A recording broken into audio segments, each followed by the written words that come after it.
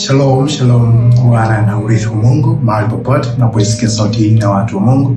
Kwa majina anaitwa Patson Justin Mnanga, ni mkurugenzi mtendaji na mwanzilishi wa kampuni ya uongozi na mafanikio Consultants. Napenda kuchukua fursa hii kwanza kabisa kumshukuru Bwana kwa ajili ya neema yake ya mwaka 2025 tangu mwaka ulipoanza hata sasa tunapofikia tamati.